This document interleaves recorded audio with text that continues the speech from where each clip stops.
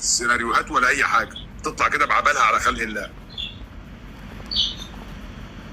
انما احنا طبعا قدمنا بلاغات، وانا مقدم فيها بلاغين قبل كده، وقدمت فيها بلاغين في اليومين ثلاثه اللي فاتوا، لان الاخبار اللي هي مصممه على ان هي تروجها ده خطر على البلد كلها، ده خطر على البلد كلها.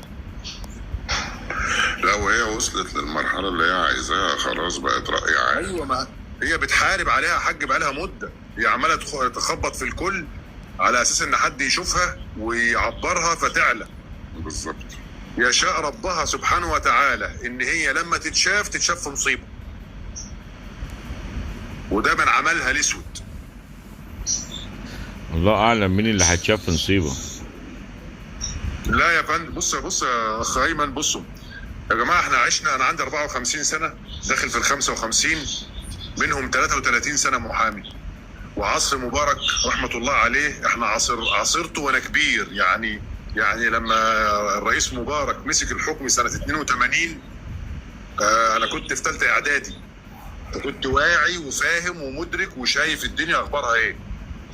الراجل ده كرئيس كمنصب سياسي له ما له وعليه ما عليه. اي رئيس في الدوله بيبقى له حاجات حلوه كتير وله حاجات وحشه كتير، انما احنا ما نقدرش ننسى انه كان قائد القوات الجويه في حرب اكتوبر اللي كلنا بنعتز بيه.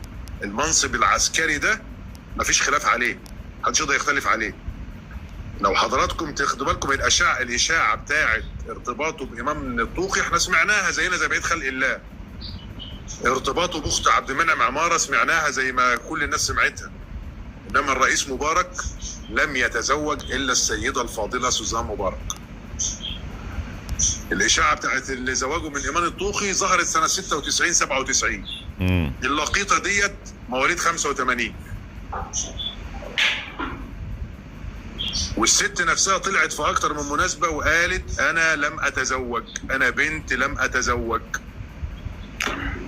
سما بيه الفرق في الشكل واضح من ظهورها للنهارده، يعني قارن بدايه ظهورها كان شكلها ولبسها عامل ازاي، والنهارده شكلها ولبسها عامل ازاي.